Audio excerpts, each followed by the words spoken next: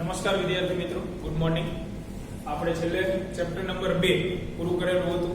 આજે ધોરણ 11 માં નવા ચેપ્ટરની શરૂઆત કરીએ, ચેપ્ટર 8 ગુરુત્વાકર્ષણ. તો આ ચેપ્ટર જે છે એ ધોરણ 12 ની દ્રષ્ટિએ પણ મહત્વનું છે, બરોબર. આની કમ્પેરિઝનમાં જ આપણે ધોરણ 12 નું પહેલું અને બીજું ચેપ્ટર ભણીશું. ધોરણ 12 માં પહેલું ચેપ્ટર આવશે વિદ્યુત ભારો અને વિદ્યુત ક્ષેત્રો, અને બીજું ચેપ્ટર આવશે સ્થિત વિદ્યુત સ્થિતિમાં, બરોબર. તો અમુક વિદ્યાર્થીના પ્રશ્ન થાય કે ગુરુત્વાકર્ષણ અને વિદ્યુત ક્ષેત્રને શું લેવા દેવા છે. તો આ ચેપ્ટરની અંદર તમે જેટલી રાશિઓ ભણશો એટલી જ રાશિઓ ચેપ્ટર 1 ધોરણ 12 ની અંદર તમે ભણશો, પણ એ વિદ્યુતને લગતી હશે. બેયની કમ્પેરિઝન કરી શકશો. જેમ કે આપણે ચેપ્ટર નંબર 1 માં જોયું હતું, ભાઈ ગુરુત્વાકર્ષણ એને લીધે ગુરુત્વાકર્ષી બળ લાગે, બરોબર. ગુરુત્વાકર્ષી ક્ષેત્ર હોય એને લીધે ગુરુત્વાકર્ષણ બળ લાગે, જેની શોધ ન્યૂટને કરેલી હતી. એવી જ રીતે વિદ્યુત ક્ષેત્ર હોય તો એને લીધે શું લાગે? વિદ્યુત બળ લાગે, જેની શોધ કુલમ્બ નામના વૈજ્ઞાનિકે કરેલી હતી. એટલે ધોરણ 12 માં તમારે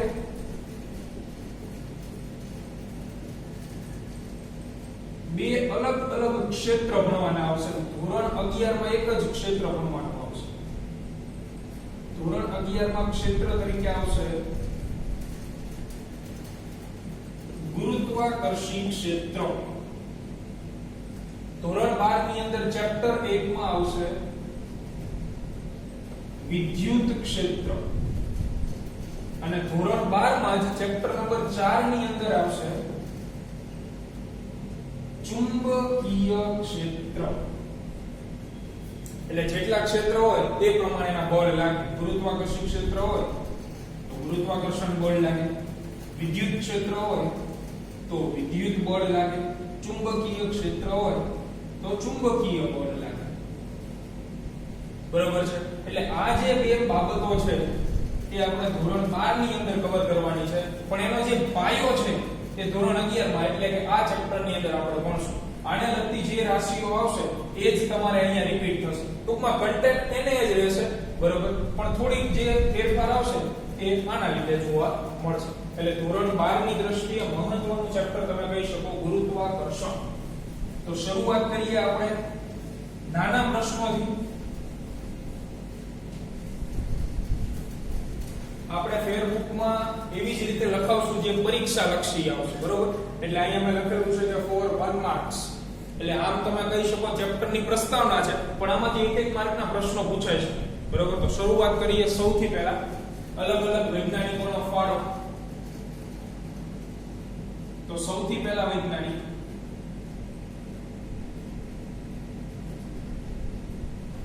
ટોલેમી.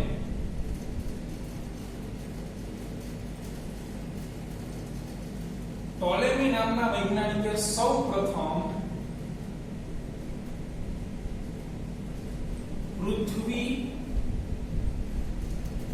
કેન્દ્રીયવાદ આવો એક સિદ્ધાંત રજૂ કરેલો હતો.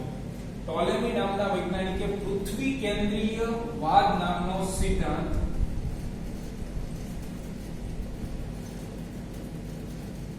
રજૂ કર્યો. એટલે એક માર્કમાં પ્રશ્ન પૂછાય કે પૃથ્વી કેન્દ્રીયવાદ સિદ્ધાંત કોને રજૂ કરેલો હતો? ટોલેમી. બીજો પ્રશ્ન પૂછાય કે પૃથ્વી કેન્દ્રીયવાદ એટલે શું? તો પૃથ્વી કેન્દ્રીયવાદ મુજબ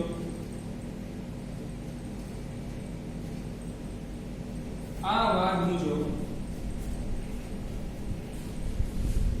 પૃથ્વી એ સમગ્ર બ્રહ્માંડના કેન્દ્રમાં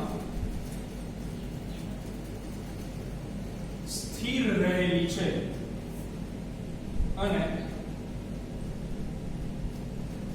બાકીના બધા જ અવકાશીય પદાર્થો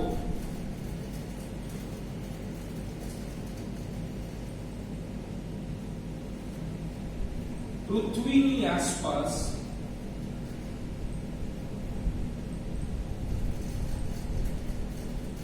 પરિભ્રમણ કરે છે. આને કહેવાય પૃથ્વી કેન્દ્રીયવાદ. બરાબર.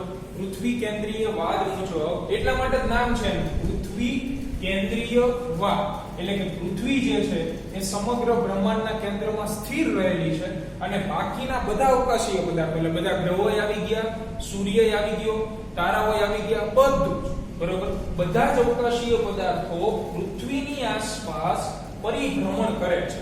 એટલા માટે આ વાદનું નામ છે પૃથ્વી કેન્દ્રીયવાદ. એટલે એક માર્કમાં તમને કદાચ પ્રશ્ન પૂછાય કે પૃથ્વી કેન્દ્રીયવાદ એટલે શું, તો પૃથ્વી કેન્દ્રીયવાદ એટલે તમારે આ વિધાન લખવાનું રહેશે. અને ત્યારે જ્યારે આ વાદ રજૂ કરેલો હતો ત્યારે આને કોઈ સમર્થન આપેલું નહીં, એટલે બીજા કોઈ વૈજ્ઞાનિક છે એને કોઈ આમાં આ પાડી નહીં કે હા આ વસ્તુ સાચી છે એવું કોઈ સમર્થન આ વાદને મળેલું હતું નહીં. ત્યાર પછી આવ્યા બીજા વૈજ્ઞાનિકો જે હતા પોલેન્ડ નામના દેશથી, પોલેન્ડના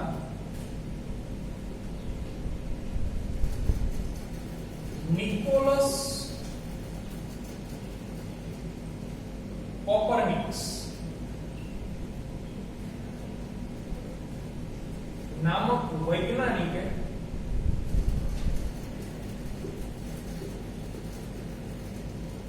સૂર્ય કેન્દ્રીયવાદ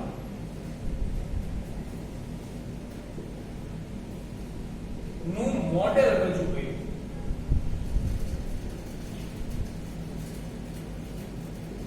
એટલે પ્રશ્ન વળી પાછો પૂછાય કે સૂર્ય કેન્દ્રીયવાદ એનું મોડેલ રજૂ કરનાર વૈજ્ઞાનિક કોણ હતા અથવા તો કયા દેશના હતા? તો પોલેન્ડના હતા અને એમનું નામ હતું નિકોલસ કોપરનિકસ. બરોબર. એમને સૂર્ય કેન્દ્રીયવાદનો સિદ્ધાંત નહીં પણ શું આપેલું હતું? મોડેલ. બરોબર છે. તો હવે તમે વિચારી શકો સૂર્ય કેન્દ્રીયવાદ મુજબ એમને શું રજૂ કરેલું હશે? એક્ઝેક્ટ આના કરતા હું કે એમના મત મુજબ સૂર્ય જે છે એ સમગ્ર બ્રહ્માંડના કેન્દ્રમાં શું હોય? સ્થિર હોય. બાકીના બધા અવકાશીય પદાર્થો સૂર્યની આસપાસ શું કરતા હોવા જોઈએ? પરિભ્રમણ. એટલે સૂર્ય કેન્દ્રીયવાદનું સિદ્ધાંતનું આપણે વિધાન લખીએ કે આ વાદ મુજબ સૂર્યએ સમગ્ર બ્રહ્માંડ ના કેન્દ્રમાં સ્થિર રહેલો હોય છે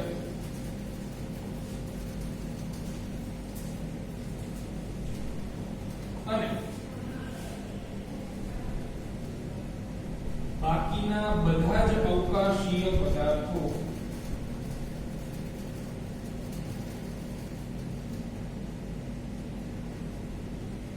તેની આસપાસ એટલે કે સૂર્યની આસપાસ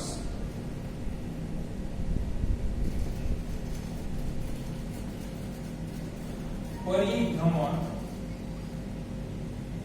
કરે છે. એટલે સૂર્ય કેન્દ્રીયવાદ મુજબ સૂર્ય જે છે તે એકલો સ્થિર હોય બ્રહ્માંડની અંદર અને બાકીના બધા જ અવકાશીય પદાર્થો એની આસપાસ પરિભ્રમણ કરતા હોય છે. તો ત્યારે એટલે કે એ સમયમાં કે જ્યારે આ મોડેલનો સિદ્ધાંત એમને રજૂ કરેલો હતો તો આ વાદને ગેલેલિયો નામના વૈજ્ઞાનિકે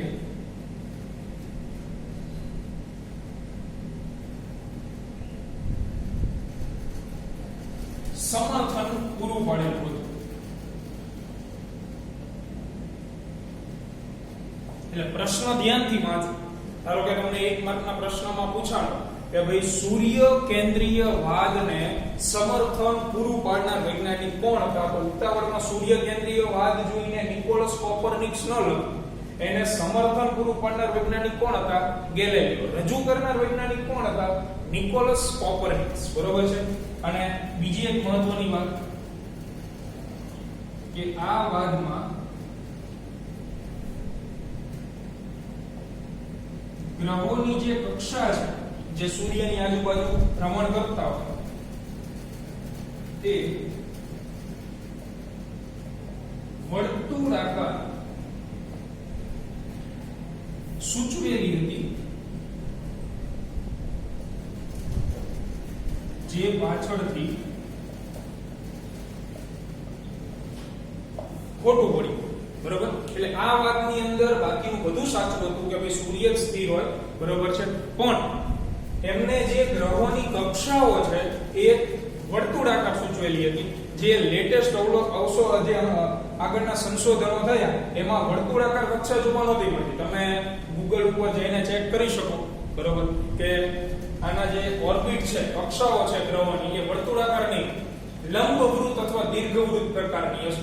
એ પિક્ચર તમને જોવા મળશે, અલગ અલગ ફોટા. એટલે એ વર્તુળાકાર કક્ષા નહોતી, એ છેલ્લે ખોટું પડ્યું. એટલે આમાં એક જ તકલીફ હતી છેલ્લે, કે વર્તુળાકાર કક્ષા હતી. બરોબર, આના પછી જોઈએ આગળ આપણે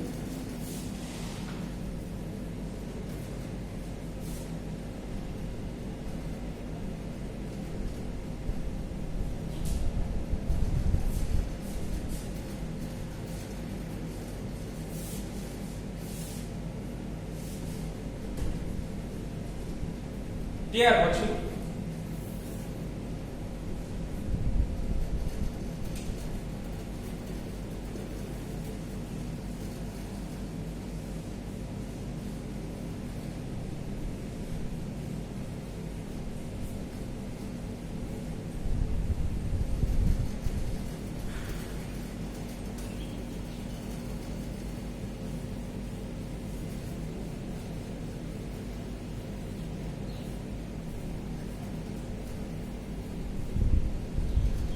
બીજા વૈજ્ઞાનિક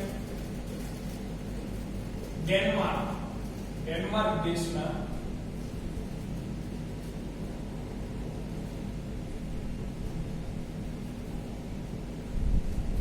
ટાઇકો બ્રા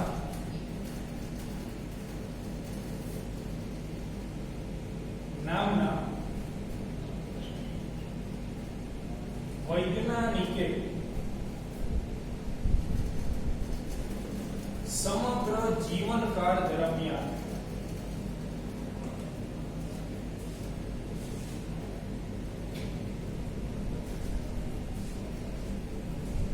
અવકાશીય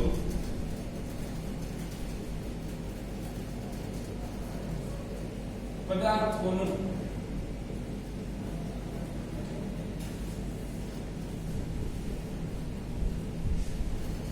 અવલોકન કરેલું હતું.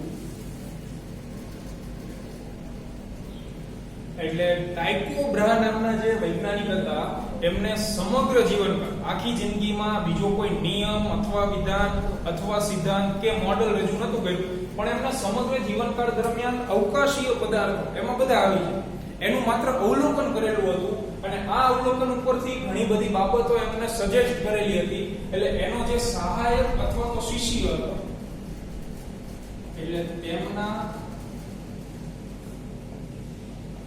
અવલોકનો પરથી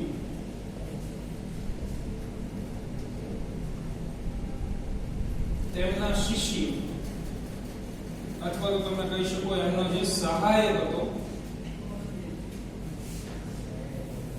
જેનું નામ હતું જ્હોન કેપ્લર,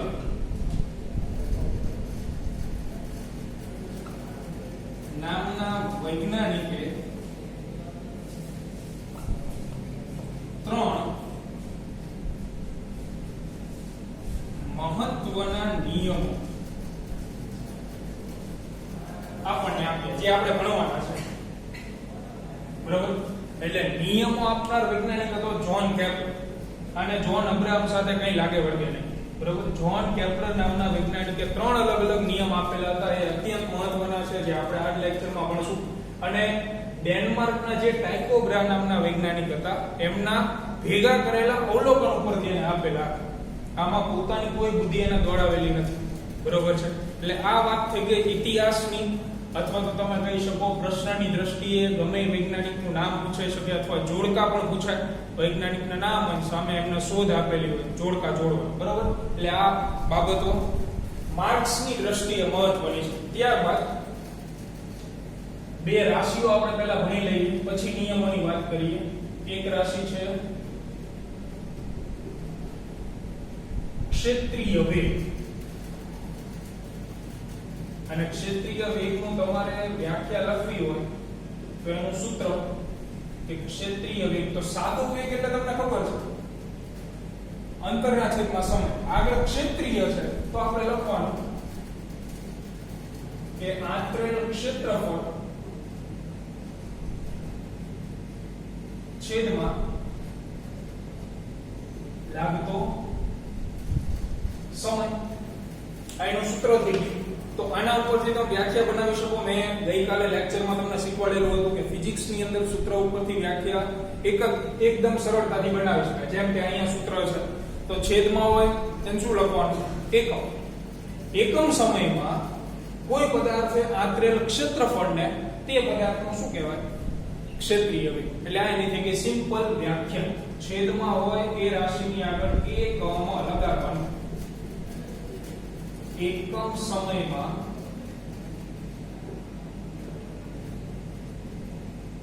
કોઈ પદાર્થે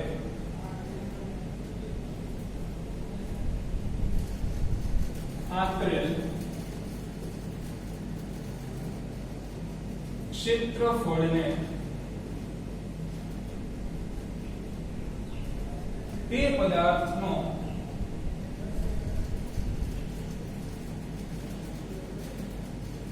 ક્ષેત્રીય વેગ કહેવામાં આવે છે.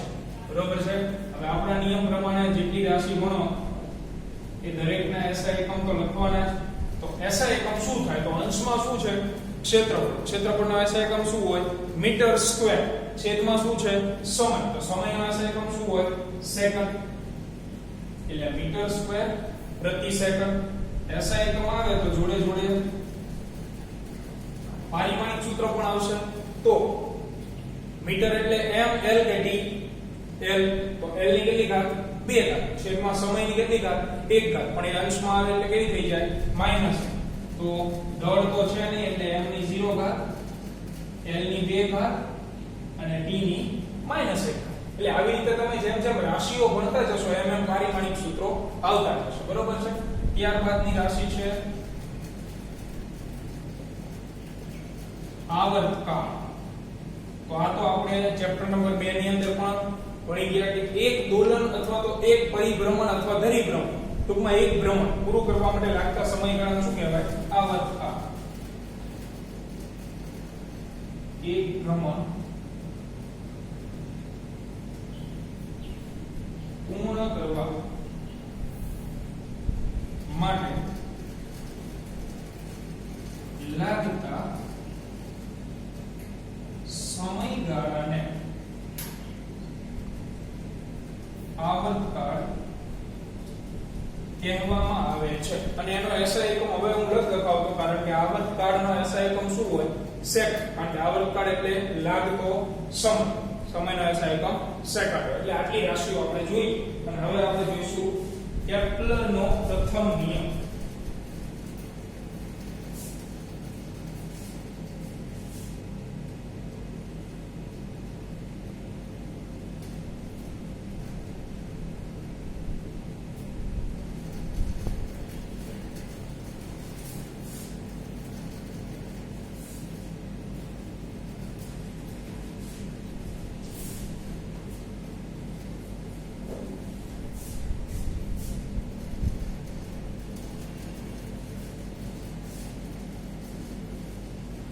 ચાલો હવે આપણે કેપ્લરના ત્રણેય નિયમ વારાફરતી જોઈએ. બરાબર. પ્રથમ નિયમ, સૌથી પહેલો નિયમ જ્હોન કેપ્લરનો. ત્રણેય નિયમ અત્યંત મહત્વના છે પરીક્ષાની દ્રષ્ટિએ પણ અને આવનારા 4-5 લેક્ચર્સ માટે પણ. કારણ કે આ જે નિયમો ભણશું એના ઉપરથી જ આપણે દાખલાઓ જોવાના છે. બરોબર છે. એટલે સૌથી પહેલો નિયમ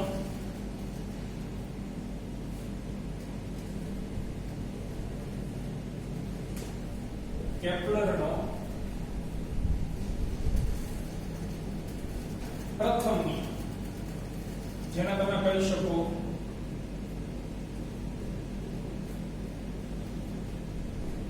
કક્ષાનો નિયમ.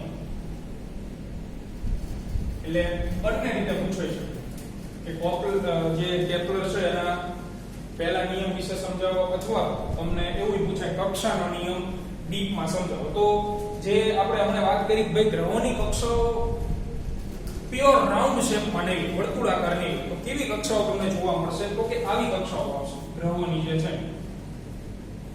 હવે મોટા ભાગના વિદ્યાર્થીઓ આને એવું સમજે કે લંબગોળ છે, પણ આ લંબગોળ નથી. આને કહેવાય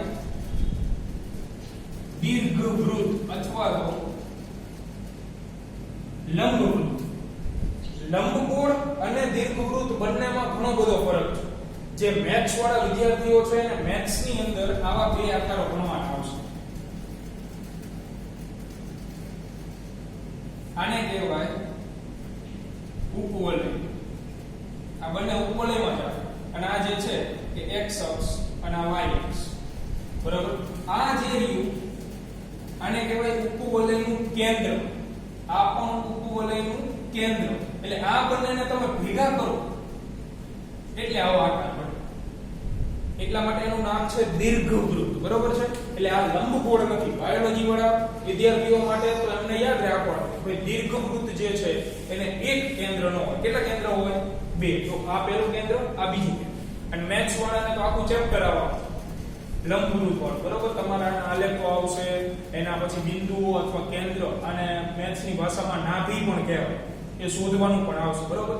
એટલે બાયોલોજી વાળા વિદ્યાર્થીઓ માટે માત્ર એટલું જ સજેશન કે દીર્ઘવૃત્ત એ લંબગોળ નથી, અને દીર્ઘવૃત્તને બે કેન્દ્રો આવ એ તમારે યાદ રાખવું પડશે. ચલો હવે આપણે પહેલા નિયમની શરૂઆત કરીએ. તો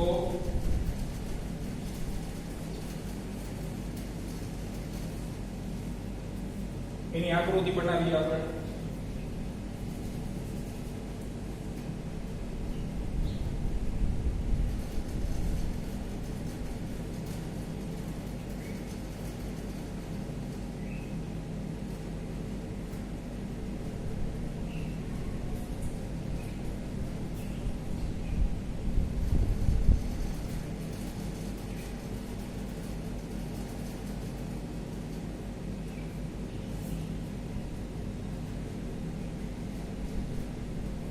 આ જે છે એ છે દીર્ઘવૃત્ત.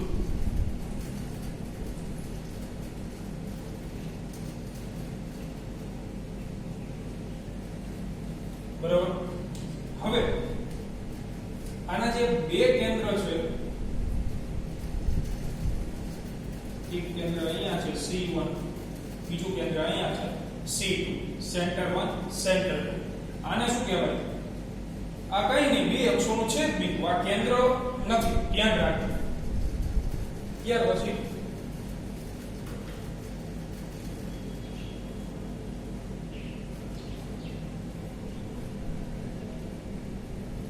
અહીંયા આપણે દર્શાવી દઈએ આ પૃથ્વી.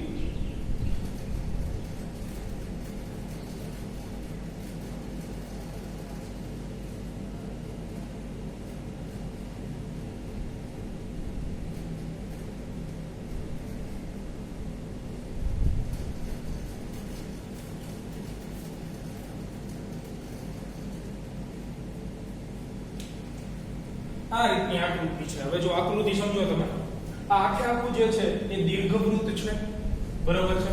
અને આ દીર્ઘવૃત્તની અંદર જે તે ગ્રહો જે છે એ પરિભ્રમણ કરતા હોય. દરેક ગ્રહના દીર્ઘવૃત્ત નાના મોટા હોય છે, બરાબર. પ્લુટોનું જે દીર્ઘવૃત્ત છે એના કરતા મોટું, અને સૂર્યની નજીક કોણ છે? બુધ. તો એનું દીર્ઘવૃત્ત શું હોય? નાનું, બરાબર છે.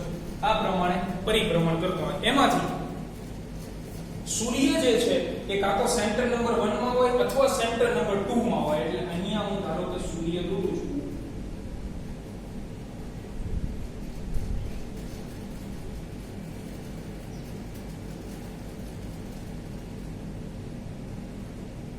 તો આ જે છે એને તમે સેન્ટર 1 પણ કહી શકો, અને જે કોનું સ્થાન દર્શાવે છે? સૂર્યનું સ્થાન દર્શાવે છે. એટલે આ નિયમનું સૌથી પહેલા તો વિધાન, કેપ્લરના પ્રથમ નિયમનું વિધાન અત્યંત મહત્વનું, બધાને યાદ રહેવું જોઈએ. તો વિધાન કક્ષાનો નિયમ એટલા માટે કીધો છે. તો વિધાન આવું છે કે બધા જ ગ્રહો એ માત્ર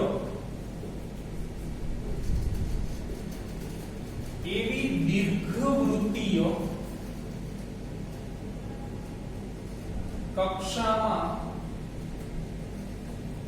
ભ્રમણ કરે છે કે જેના એક કેન્દ્ર પર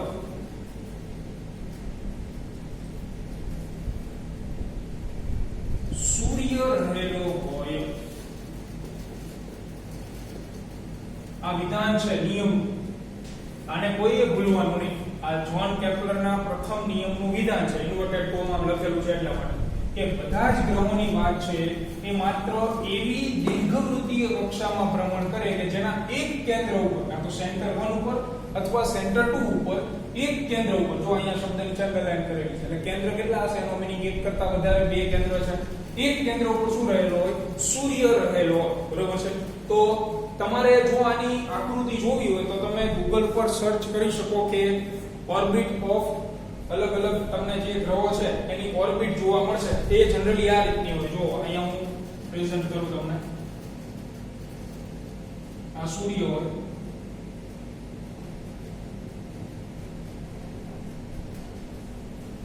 તો બુધની જે ઓર્બિટ છે, બુધ ગ્રહની, એ આવી રીતે આવશે.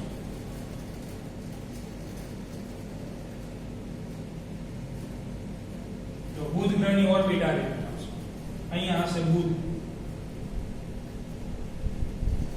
તો શું થાય કે એક સમય એવો આવશે કે બુધ રહ્યો સૂર્યની સૌથી નજીક હશે અને એક સમય એવો આવશે કે એના ભ્રમણ દરમિયાન બુધ જે છે એ સૂર્યથી સંપૂર્ણ ઘણો બધો દૂર આવેલો છે. તો અહીંયા એવું થાય જ્યારે પૃથ્વી અહીંયા આવે એટલે સૂર્યની સાવ નજીક પહોંચી જાય અને સામેની સાઈડ જાય એટલે પૃથ્વી સૂર્યથી ઘણી બધી દૂર જતી રહે છે.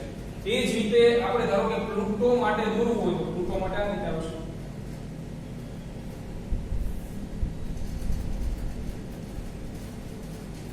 પ્લુટોની ઓર્બિટ આ પ્રમાણે જોવા મળે. અહીંયા હોય પ્લુટો, તો પ્લુટો માટે નજીકમાં નજીક અંતર સૂર્યથી આ છે અને દૂરમાં દૂર અંતર આ. તમારે ઇન્ટરનેટની અંદર સર્ચ કરશો એટલે આ રીતે જોવા મળશે. ક્યારે એવું નહીં જોવા મળે સૂર્ય સેન્ટરમાં છે તો બુધ આવી રીતે, પ્લુટો આવી રીતે, ગુરુ આવી વર્તુળ કક્ષા જોવા જ નહીં. કક્ષા આવી હશે જેને તમે લંબગોળ ન કહીશો, કારણ કે લંબગોળનો મીનિંગ શું થાય કે દરેક ગ્રહ જે છે તે સૂર્યથી સમાન અંતરે રહેવો જોઈએ. લંબગોળમાં તો સૂર્ય અહીંયા હોવો જોઈએ ને. તો પછી ગ્રહ રહ્યો એ સૂર્યથી અહીંયા આવે કે અહીંયા, બે અંતર એના માટે શું થાય? સરખા જ થાય. એટલે એવી કક્ષા જોવા નહીં મળે, આવી કક્ષાઓ તમને જોવા મળશે. બરોબર છે. એટલે દીર્ઘવૃત્ત એ શબ્દ મહત્વનો છે, જેને બે કેન્દ્રો, જેમાંથી એક કેન્દ્ર ઉપર શું રહેલું હોય? સૂર્ય રહેલો. તો આ વાત થઈ ગઈ પહેલાની. બીજી બાબત, અમુક મહત્વની ચર્ચાઓ. જો અહીંયા નામ આપી દઉં છું. બિંદુ કેપિટલ A, બિંદુ O અને B. તો આમાંથી જ્યારે પૃથ્વી જે છે અહીં એરો દર્શાવ્યો છે, ભ્રમણ કરતા કરતા એ બિંદુ પાસે પહોંચે તો સૂર્યથી સાવ નજીક પહોંચી ગઈ કેમ? તો એ બિંદુનું એક નામ છે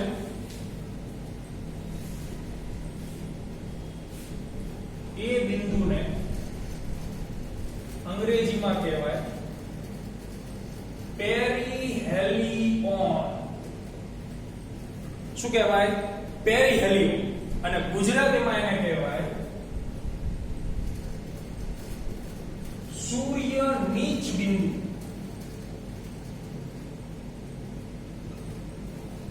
એટલે આની વ્યાખ્યા પૂછે તમે એવું લખાય કે ગ્રહ પોતાના ભ્રમણ દરમિયાન સૂર્યની નજીકમાં નજીક જે સ્થાને પહોંચતો હોય તે સ્થાનને શું કહેવાય? સૂર્યનીચ બિંદુ અથવા તો પેરીહેલિયોન. એટલે નામ એટલા માટે આવું છે સૂર્યનીચ બિંદુ. જે તે દરેક ગ્રહ માટે આવશે. દરેક ગ્રહ માટે આ બે બિંદુ હોય જ. બીજું બિંદુનું નામ આપું છું પેરીહેલિયોન. એટલે જે તે ગ્રહ પોતાના ભ્રમણ દરમિયાન સૂર્યની નજીકમાં નજીક પહોંચતો હોય તો તે બિંદુને શું કહેવાય?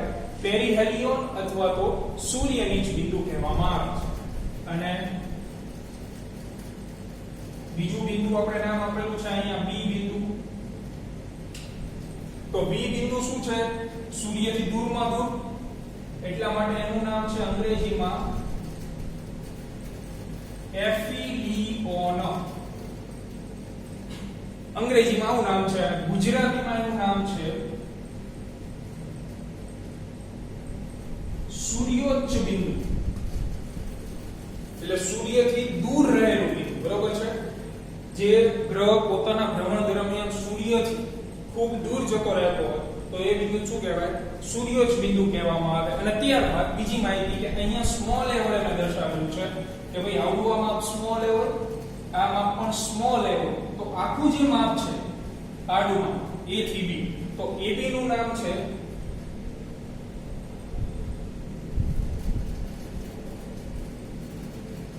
દીર્ઘવૃત્તની કક્ષા. A અને B વચ્ચેનું અંતર એટલે કે પેરીહેલિયોન અને એફિલિયોન વચ્ચેના અંતરને દીર્ઘવૃત્તની શું કહેવાય? કક્ષા કહેવાય. અને A થી O નું માપ અથવા O થી B નું માપ, જે AB નું શું છે એક્ઝેક્ટલી અડધું, A થી O અથવા તો O થી B આટલું માપ અથવા આટલું માપ, તો એને કહેવાય દીર્ઘવૃત્તની કક્ષાનું અડધું માપ એટલે દીર્ઘવૃત્તની અર્ધ દીર્ઘ અક્ષ. દીર્ઘવૃત્તની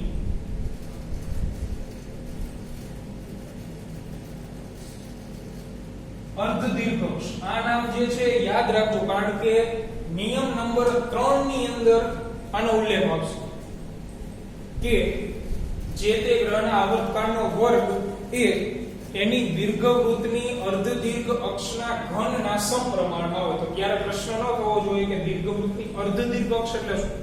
બરોબર, અર્ધ દીર્ઘ એટલા માટે કારણ કે જો અક્ષ બે ગણાય, આ ઊભી અક્ષ ગણાય, આડી અક્ષ ગણાય, પણ જે એવો માપ છે એ કઈ અક્ષનું અડધું છે? મોટી અક્ષ છે એનું અડધું. એટલા માટે અડધું ખરા પણ કોનું? મોટી અક્ષ. દીર્ઘ ખરા, દીર્ઘ એટલે મોટું માપ, અને એનું પાછું કેવું? અર્ધ, એટલે અર્ધ દીર્ઘ અક્ષ કહેવાય. બરોબર, એટલે પહેલા નિયમ માટે આટલી બાબત તમારે લખવાની છે. આ એનું વિધાન છે. બે બિંદુના ઉલ્લેખ આવવા જોઈએ. બેની વ્યાખ્યા મેં લખાવેલી નથી કારણ કે નામ ઉપરથી તમે વ્યાખ્યા જાતે સમજી શકો કે ગ્રહ જે છે એ પોતાના પરિભ્રમણ દરમિયાન સૂર્યની નજીક પહોંચતો હોય તો સૂર્યની જ બિંદુ, જે તે ગ્રહ પોતાના પરિભ્રમણ દરમિયાન સૂર્યથી દૂર જતો હોય તો તે બિંદુ શું કહેવાય? સૂર્યોચ્ચ બિંદુ અથવા તો એફિલિયોન કહેવામાં આવે છે.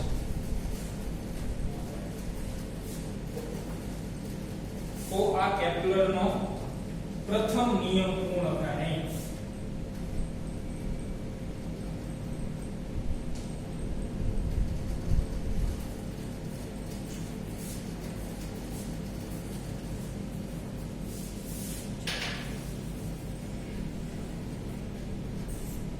બીજી એક બાબત આમાં જ છે આ નિયમની અંદર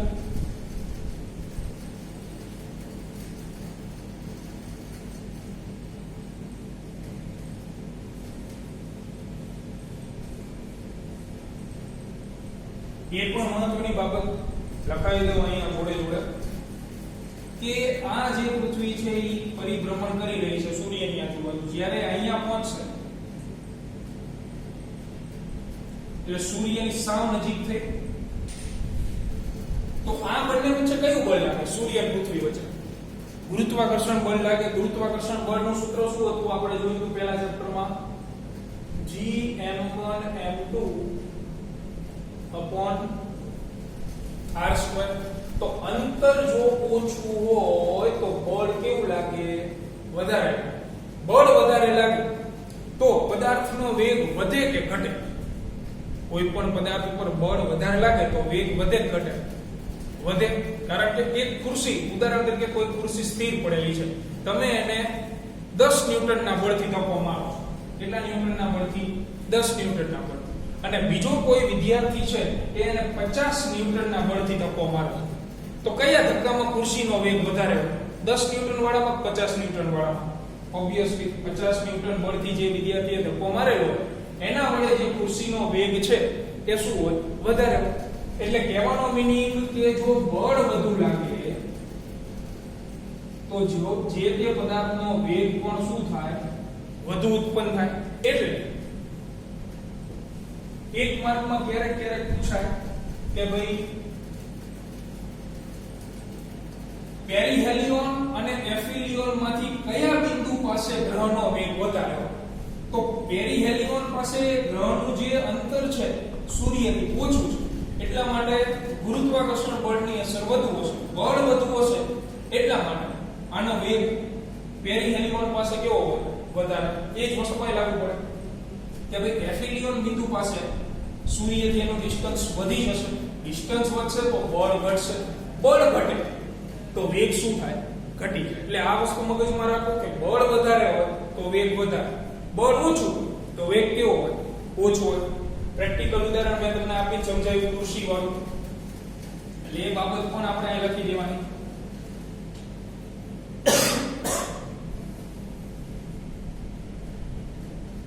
કે જ્યારે કોઈ ગ્રહ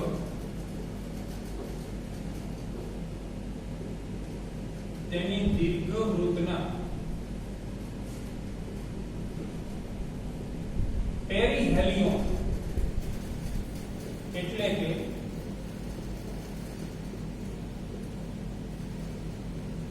સૂર્ય નીચ બિંદુ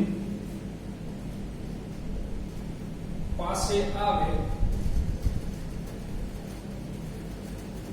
ત્યારે સૂર્ય વડે તે ગ્રહ પર લાગતું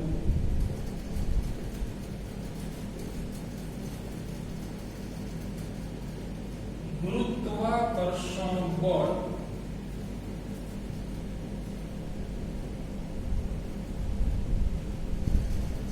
વધુ હોય. કારણ તો કે ગુરુત્વાકર્ષણ બળનું સૂત્ર છે આપણી પાસે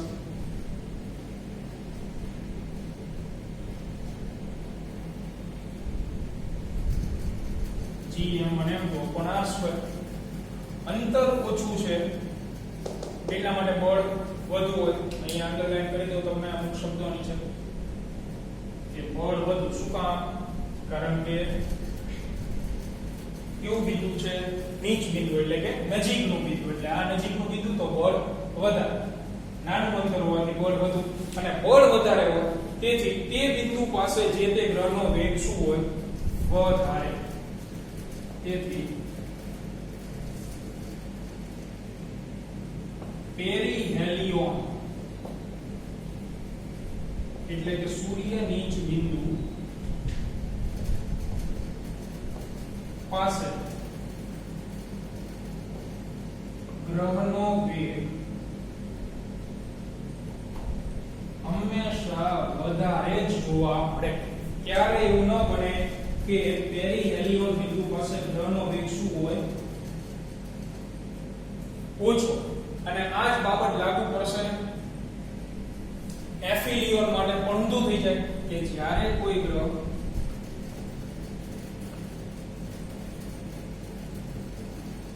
તેની દીર્ઘવૃત્તની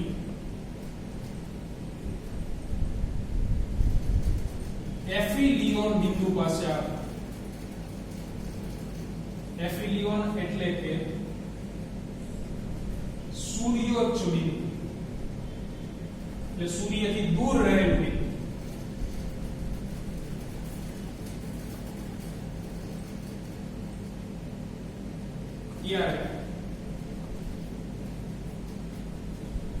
હવે સૂર્યથી દૂર છે એટલે r વધારે તો બળ ઓછું. ત્યારે સૂર્ય વડે તે ગ્રહ પર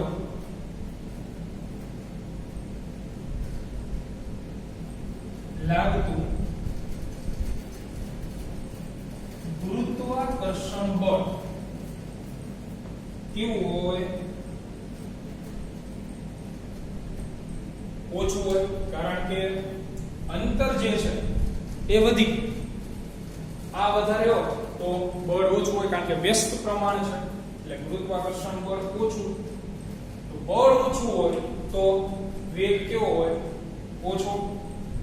તેથી એફિલિયોન બિંદુ પાસે ગ્રહનો વેગ હંમેશા કેવો હોય? ઓછો જોવા મળે. બરોબર, એટલે બે બિંદુની વાત મહત્વની, પેરીહેલિયોન, એફિલિયોન, અંગ્રેજી નામ ખાસ યાદ રાખવા, સૂર્યની જ બિંદુ, સૂર્ય જ બિંદુ. બેમાં વેગની બાબત પણ યાદ રાખવી. એક માર્કમાં ગમે ત્યાંથી ગમે પ્રશ્ન પૂછાઈ શકે. વિધાન ખાસ યાદ રાખવું કે બધા જ ગ્રહો માત્ર એવી કક્ષામાં પરિભ્રમણ કરે કે જેના એક કેન્દ્ર ઉપર શું રહેલો હોય? સૂર્ય રહેલો. અને આગળ જે વૈજ્ઞાનિકોના નામ આપણે જોઈ ગયા એ પણ ખાસ મગજમાં રાખવા. એટલે હમણાં એક બે ત્રણ લેક્ચર આપણે થિયરી વિશે જ ભણશું, પછી દાખલાઓની શરૂઆત કરશું. બરોબર છે? તો હવે કેપ્લરનો જે બીજો નિયમ છે એ આવતીકાલે રાખીએ, પણ ત્યાં સુધીમાં આજના લેક્ચરમાં જે થિયરી ભણ્યા એ તમારે તૈયાર કરી નાખો. મળીએ આવતીકાલે.